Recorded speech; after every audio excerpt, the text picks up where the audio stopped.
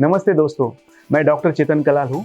मैं मुंबई में as a liver specialist काम करता हूँ और इस वीडियो में हम जानेंगे हेपेटाइटिस बी, सी और डी के बारे में। डी के बारे में हम ज़्यादा बात नहीं करेंगे क्योंकि हेपेटाइटिस डी इंडिया में पाया नहीं जाता है और डी के लिए बी का इन्फेक्शन होने की या बी के साथ में ही डी का इन्फेक्शन होता है। तो हम मेनली हेपेटाइटिस बी और सी के बारे में बात करेंगे।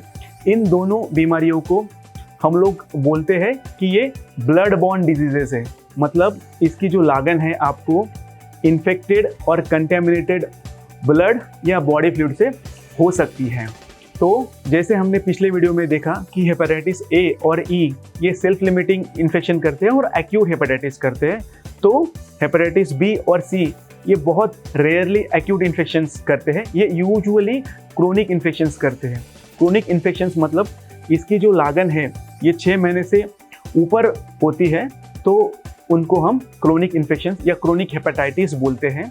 और ये साइलेंट होते हैं, मतलब ये सालों तक, दशकों तक कुछ नहीं करते हैं जब तक ये लीवर को पूरी तरह से नुकसान ना पहुंचा दे या आपको ट्यूमर ना बना दे या लीवर पूरी तरह से फेल ना कर दे या लीवर सिरोसिस ना बना दे। तब तक इसके बारे में यूजुअली हम जान नहीं पाते क्योंकि जैसे मैंने बताया ये एसिम्प्टोमेटिक होते हैं, ये कोई नुकसान नहीं पहुंचाते हैं इनिशियल स्टेजेस में। हेपेटाइटिस बी और सी के बारे में नुकसान से पहले हम जान पाते हैं कुछ सिलेक्टेड केसेस में, जैसे कि प्री एम्प्लॉयमेंट चेकअप जिसमें बी और सी के बारे में कुछ एम्प्लॉयमेंट्स है वहाँ पे उनकी जांच मैंडेटरी है। फिर प्रेगनेंसी में हेपेटाइटिस बी की जांच ज़रूरी है, हेपेटाइटिस सी की जांच ज़रूरी है।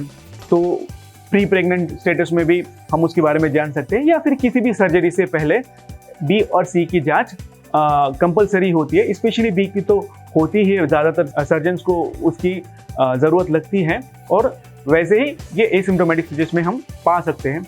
और स्पेशली कुछ ग्रुप ऑफ पेशेंट्स है जो रिस्क में है इन बीमारियों के लिए, जो डायलिसिस के लिए है, जो प्रिजन में है, या फिर जो शेयरिंग करते हैं पर्सनल आइटम्स की, जैसे injection drug, IV drug abusers जो इंजेक्शंस लेते हैं, या फिर जो पर्सनल आइटम्स जैसे रेजर शेयर करते हैं। इन लोगों में हेपेटाइटिस बी और सी की मात्रा ज़्यादा हो सकती है, तो सतर्क रहें इसके बारे में। और जैसे कि मैंने बताया कि बी और सी ये क्रोनिक डिसीज़ करते हैं, ये ज़्यादातर एसिम्प्टोमेटिक होते हैं और नुकसान होने के बाद ही हमें इसके बारे में पता चलता है। तो ट्रीटमेंट के बारे में अगर हम लोग बात करें, हेपेटाइटिस बी के अगेंस्ट लस अवेलेबल है, वैक्सीन अवेलेबल है। अगर ये सही समय पे दी जाए, स्पेशली प्रेग्नेंट औरतों को अगर ये डिटेक्ट हो जाए, अगर हम उनको हेपेटाइटिस बी दे दे सही समय पे, तो बच्चों में इसकी लागन रोकी जा सकती है।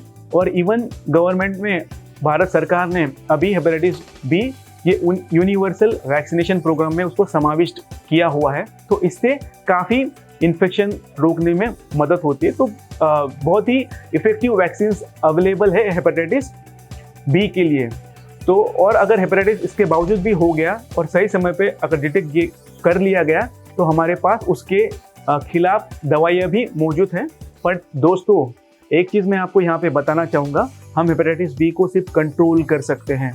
एज ऑफ नाउ हमारे पास हेपेटाइटिस सी को क्योर करने के लिए कोई दवाइयाँ नहीं है, बट अगर हम हेपेटाइटिस बी को कंट्रोल भी करते हैं तो हम जो पोटेंशियल कॉम्प्लिकेशंस है जैसे लीवर सिरोसिस, लीवर कैंसर और क्रोनिक लीवर डिसीज से हम बच सकते हैं अगर हम उसको सही समय पे जांचते हैं और वायरस की ट्रीटमेंट करते हैं।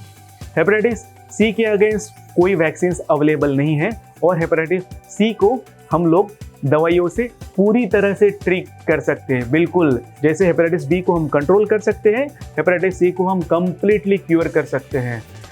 तो दोस्तों, मैं चाहूँगा कि आप लोग इस वीडियो को ज़्यादा से ज़्यादा शेयर करें और ये इन्फॉर्मेशन जो है जितने लोगों तक आप पहुँचा सकते हैं पहुँचाइए। थैंक यू, धन्यवाद।